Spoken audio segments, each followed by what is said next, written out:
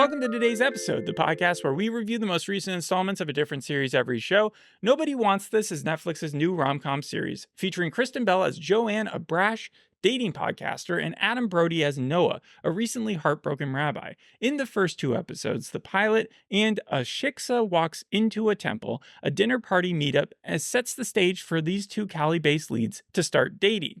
Now, we usually wait on the reception till the end of the show to kind of gather your thoughts and hear what your ultimate rating is before we jump into it. But I want to start off the show going through the headlines of how this show has been received, because I've never seen a show where the reviews seem so thirsty. All right? Wait, what? Positive reviews. Here we go. AV Club. Everybody should want Netflix's sweet, sexy Nobody Wants This.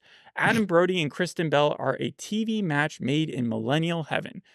Point of fact here, I know they both look young. Neither of them are technically millennials. One was born in 79, one was born in 80, and most charts go by 82 to 96, 97 for millennial. USA Today, that's just a pet peeve. USA Today says Kristen Bell, Adam Brody are oh so romantic and sexy. Slate says two of our most charming TV actors have brought us the next great rom-com. Guardian, as funny as When Harry Met Sally, 5 stars. Wow. IndieWire, divine chemistry. That's a word you're going to hear in almost all of these. Vulture, pretty smooth for a rabbi. Wait, so New this York is... Times says Nobody Wants This review, resuscitating the rom-com. I'm sorry, did they not see Baby Reindeer or Love and Death?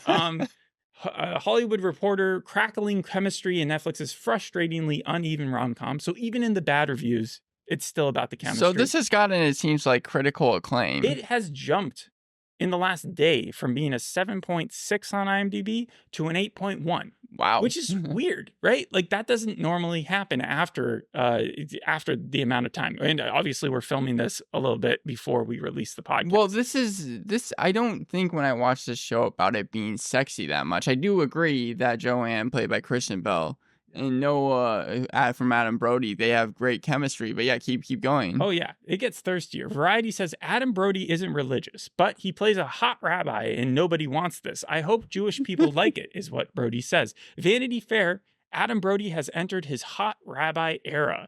Variety says Kristen Bell and Adam Brody lead a shallow romance in Netflix's waitlist. Nobody Wants This. I wanted to throw in at least a couple of the negative ones. Time also says that Nobody Wants This has a Jewish woman problem. The Jewish Daily Forward, or just the Forward now, called Netflix's, or the series, Jews Finally Get Their Hot Rabbi. Too bad every other Jew in the show sucks. Telegraph went the very British route and did a low-key insult. Fleabag gave us the hot priest. Now we have the hot rabbi. So they went and said, we did it first. Roger Ebert said it lives up to its name. So buzzkill Roger Ebert. Yeah, but when it comes to the ratings as a whole, it just seems like everybody loves these two leads.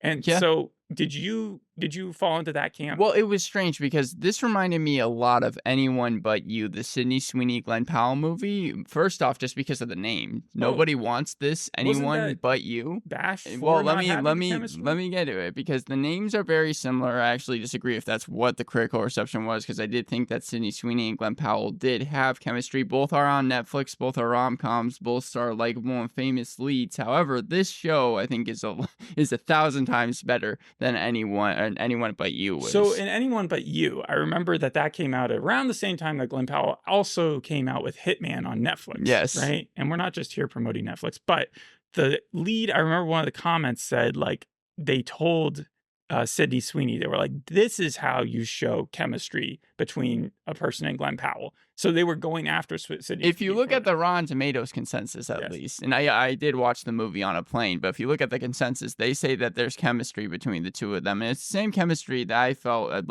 that was the strongest part of this film. I think that, when you're mentioning all the reviews, probably Kristen Bell and Adam Brody, they really had it. They go in the same circles. I'm assuming they've worked before as well on other TV shows, right? They worked together on Scream 4. That's where they first worked together. And then obviously, like, he's been tangentially in comedy stuff like her husband has done. He was in Chips. Right. The thing that kind of annoys me about the reviews as well is the fact that they keep on acting like rom-coms have stopped existing in the television medium. I think it's a little far to say that this has resuscitated, as you put, or as the reviews put. I hate to say that it like even left though, because Still Up was a rom-com. Trying, Emily in Paris, Never Have I Ever, Sex Education, Mr. and Mrs. Smith. A lot of people related this to the early 2000s movie because it also dealt with a rabbi keeping the faith. Even Platonic was listed as a romance over the last couple of years. Now, that one I could see the argument because the whole point of it was based off of a real friend group or friend duo that there was nothing sexual. One of them is married. Yeah. Yes, one of them's married. But in the same regard, this was also based off of a real life situation. The creator of this show is someone who converted to Judaism, but also took a lot of real life stuff that happened to them and put it in in that way, it was so much like The Big Sick, the 2017 Kumail Nanjiani movie. I think it was 2017, where it was like, yeah, the whole like the religious aspect of the marriage or the relationship was a huge part of that movie, and why they couldn't be together. Wait, they don't end up being together in the end? I mean, I don't want to spoil the movie. Oh, okay. I'm just saying that that's a main conflict in the film. I know that Ray Romano is in it. Right? Like he played the dad. Am I right? Yeah, yes. But also I would actually the reason I say that is he's really likable, and everything that Ray Romano and people usually jump on that and they're like, oh, look how great he does. I feel like Adam Brody and Kristen Bell sort of have converted the same sort of response to audiences. Well, and I think that this also has a podcast angle to it, right? Because Joanne, that's Kristen Bell's character, once again, she runs a podcast, and that way it's a lot like Only Murders in the Building, based on a true story. Gossip Girl, I know Kristen Bell, she narrates in that show a website. God. Yeah, it is her. No. That just like that shattered glass, because Adam Brody is married to Leighton Meester. Yeah, Leighton Meester from the series. So you knew this already. Okay, yeah. Sorry. But no, yeah, so then it's like Gossip Girl. I know Kristen Bell, she's narrating a website in that show, but it's still kind of the same thing. But what I like that this show did, which the other shows don't, is that they focus so heavily on the podcast angle. Here, it's just her job. It seems like the main plot. And she's doing well with it, too. Right. Less than 100 episodes, and they're getting huge deals at 119 Hollywood. That's what happens. episodes. Yeah, if we would put 100% effort towards this. No, I think a lot of the reason why this is hitting people the way it is because you have 2004 Calling, right? And it's like, what if the OC's Seth Cohen dated Veronica Mars? That is the question. Do you know anything about those shows? I think you've seen the pilot to both of them, right? Yeah, but I don't remember them at all. I do have like a couple. So like they came out at the same time. They were both teen dramas. They were both massively successful, at least for the first 2 seasons, right? I bet you couldn't even tell me like what network. One of them was on Fox. Which one do you think was on Fox? The OC, the OC, right? Wasn't it the OC? Yeah, you're right. You're right. UPN was Veronica Mars CW, which I would think that Fox would take the detective series over just the teen heartthrob drama one, right? Yeah. They both went 4 seasons. They were both very popular, both based in California. I do have like 2 Mars storylines, 2 OC storylines, and 1 fake storyline. And I just want to give them all to you and see which ones you can like. Oh, geez. Okay. All right. The high school mascot is murdered in the pilot, and no one ever talks about it for the rest of the series. Is that a Veronica Mars fact, an OC fact, or a fake fact? Oh, it feels like it's either Veronica Mars or fake. I'm going to go with Veronica Mars. Okay, I'm going to wait till the end. Okay. Tessa Thompson is 10th on the call sheet. Veronica Mars, OC, or fake? I know Veronica Mars had a ton of famous people that like. How old is got Tessa famous. Thompson? She's probably in her 30s. I'm gonna go with Veronica Mars again. Actually, You know what? I'm gonna go with that's the fake one. Oh, in an after-school special type episode, a main character gets high and, as a consequence, accidentally burns down their dad's workplace. Don't do drugs, kids. That's the fake one, and then I'll change the Tessa Thompson one to Veronica Mars. Okay. Keep going. After falling off the roof, a main character wakes up in an alternate reality where they see things that might have been, but really they're in a coma. Oh, these all feel like they could be fake. The OC, I'm just going to go with. One of the main characters kidnaps a baby and leaves the country, never to be seen again. The OC. So I have 2 Veronica Mars in a row, the fake one in the middle, and then the last 2 being the OC. I do not have confidence. So the first one about the high school mascot being murdered in the pilot did not happen. That's the fake one. Okay. Tessa Thompson, what did you say? Veronica Mars. You're right about that. She was in, I think, 2 seasons worth as a main character. in an after school special type of episode where they don't do drugs. I think that was Seth Cohen. I think Adam Brody's character burnt down his dad's office after smoking weed. I didn't know that the OC had an after school. I mean, it starts off with I him called it breaking an into a after-school car. special. I read online where it was called an after school special. It wasn't actually. Like, it was just kind of one of Right. those like horror stories that they were trying to bring to kids not to get high. After falling off the roof, that also happens in the OC. Okay, so I got season that 4. right. Yeah. And then the main character kidnapping the baby, that was how they got rid of the romantic lead in season 2 of Veronica Mars. Yeah. I mean, it's just such a different tone than what this series is. This series is incredibly light. In fact, I was wondering if Netflix was even supposed to be given it, because it seemed like it was just prime for NBC when it came to the lighting, the humor, the cast. I mean, you have, again, Kristen Bell from The Good Place. So Right. So the thing about Veronica Mars that always struck me as odd with Kristen Bell is that she's so put together and mature for her age because she's a PI. Mhm. You know, she's still dealing with high school problems, but like she was serious as a character.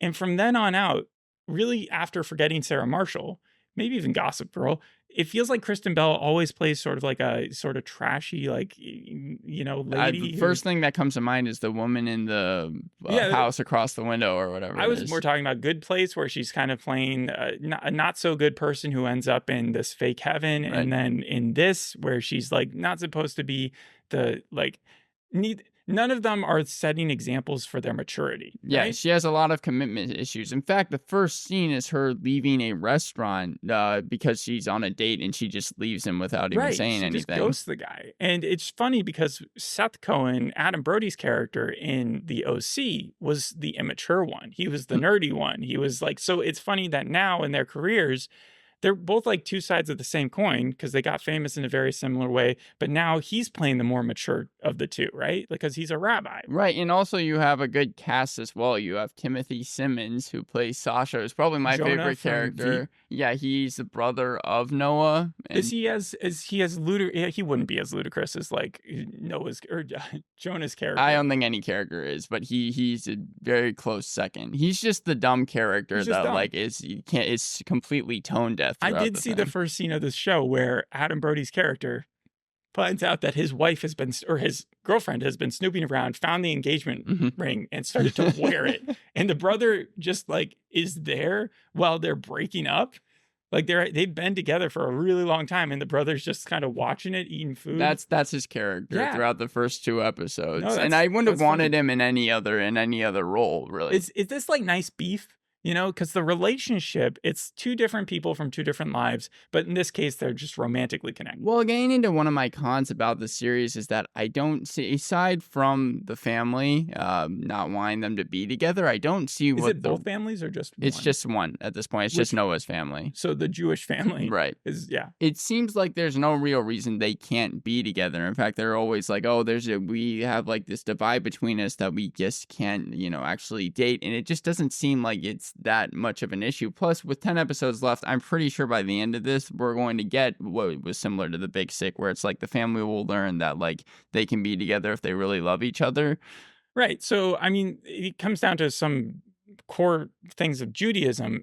They talk about it a little bit in the show, but like the idea being that since there's such a small part of the populace that is Jewish, right, a lot of Jewish communities are very centered toward making sure that they will exist in the future, right? Yes. So that means that you're marrying other Jewish people, that that you make sure that the tradition stays alive. And so it's a little scary when you have a rabbi, someone who is so staunchly religious in that way, then getting into a relationship with someone who won't necessarily become Jewish. Right. And in the end of it was either the ending of the first episode or beginning of the second episode, there are so many it seems like people of the temple that are coming up with their daughters, really trying to get them to meet with Noah. A little bit of overkill there. Especially since, again, Brody is what, like mid-40s at the, or if he was born in 79, he's mid-40s. They are playing younger because they've always played younger in everything they've done from teenagers on.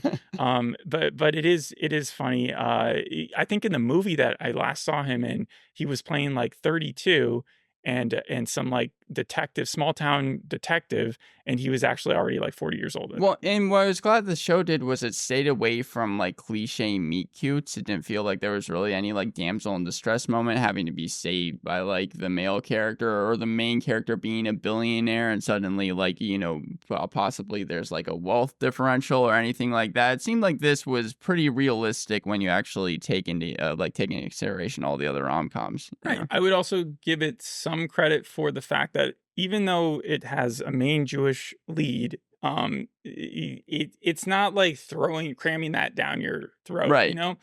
And it may lean into some stereotypes, but we have seen those in other shows that we've done pretty recently. If you look at Lady in the Lake, you remember Brett Gelman's character in that? How awful. Yes, awful. Him and Natalie Portman, they do not make I think they're more conservative and more orthodox versions of Jewish people. Definitely, yeah. And then We Were the Lucky Ones. That was obviously all about the Holocaust. So you don't get a lot of Jewish storylines that aren't about tragedy or just like very depressed. Agreed. This is a breath of fresh air when it comes to like it being a comedy. I guess that's what they mean by hot rabbi, is that it's kind of a term just meaning that it doesn't need to be super depth. There doesn't have to be like some hidden tragedy behind these characters that's guiding their lives. It just seems like they're both adults, both trying to live their lives and have sort of a fun relationship that's being birthed at the same time. To be fair, there's something that happens at the end of the second episode. We don't know what it is, but Noah gets a call from Rebecca, the person that who was his fiance, and we see his face drop. So we know there's some type of tragedy that happened, but I'd be shocked if it turned incredibly dark afterwards. So would I, because most of these reviews, they either binged the entire series or they were just talking about how like they're taking what is very normal, the cliche stuff, and making it kind of longer, but at the same time adding its own little spin. I don't think they're going to be doing too many deaths or anything like that. When it comes to cons, really my only problem is that it does seem like it's kind of slow pacing. We are having to like wait before they actually end up going out, and that Joanne, What do you mean by that? Because we're already at the end of the second episode, right, and they're not even together yet. They're still in the stage where they're like, we can never see. Episode, I did think that the dinner sequence, right, was like supposed to be the funniest part of that episode, where she's confusing the rabbi with just kind of a jerk. Yeah. And then she finds out that he's the rabbi, and then by the end of that episode, it's pretty clear that they're going to start a relationship. By the second episode, you say it kind of hits the brakes. Well, yeah, a little bit, because what happens is they go to a bar, Noah, Joanne, and then also Noah's brother, Sasha and Morgan, they all go to a bar together. And then Joanne learns from Sasha's, I guess, wife that Noah used to be in a relationship, had a fiance who she doesn't even refer to as ex-fiance. She just says fiance. So that makes their relationship kind of like split up, and you don't think they're going to get back together until the end of the second episode, where Noah kind of tries to explain everything. Right. But again, it just seems like it's getting a little convoluted in that sense. But I think that probably the show will get back on track at some point. I feel like there's been, you know how they used to talk about how the cliche of the gay best friend? Yes. I feel like that's been replaced by something that's much more rare in reality, but in TV shows it seems to be very popular, which is the gay dad that divorced the mom to then go and live a life with some other guy. Like, that just feels like I've seen that. That's the whole premise of Grace and Frankie. And then now it's the main characters, Kristen, I won't say Wig, Kristen Bell's, her dad's character there, right? That's what she's done. Yeah, and that's the only scenes that we get with her family. So we don't see any more of their family. I was interested how that dynamic worked, because you have the sister, obviously. I mean, we see more Morgan, but I don't think that we see Joanne's mom or dad in the second episode. Also, like, I no attacking Morgan's character, but Justine Lupe, the lady who plays her, I watched her in 4 seasons of Succession, and she always seemed so like she was supposed to be an actress in that, right? Like, she was supposed to be into theater, and she was just so passive. You know, I didn't think that she had it in her to then play like the sisterly role of the like supportive sister. And so that was pretty cool. Yeah. And second episode, you also see them kind of trying to shop their podcast. They're getting interesting offers, and they refer their podcast to Call Her Daddy. But that was the first thing I thought of. But I was like, this has to be more tame than that. If it's two sisters talking about their sex life, I would hope so. Yeah, I would very much hope that was. Also, that relationship did not end up very well, right? Like, they ended up breaking up, and then the podcast still exists. Yeah, no, I know, but it's just one person now. I think she interviews people. But Erin Foster, that's the person who wrote this episode, wrote the first 2 episodes, also created the series. Her dad, I think, is let me just check. I want to make sure. Yeah, her dad is David Foster, not David Foster Wallace, but David Foster, also kind of big in the industry. So she's got the family connections there. But like, it seems like this is a very popular show. Do you think it's going to be one of your top rated ones at the end of the year? It might be. I'm going to be giving it an 8 out of 10. So you're going to finish the series? I'll watch more of it. Okay. And I see your notes. It said originally you were going to it was a 3 out of 10 for you, but then you heard me go off about how great it was. And No, I kept the same opinion the whole time. All right. Yeah. Thanks for listening. We'll see you in the next episode. Hope you enjoyed this one. Bye. Bye.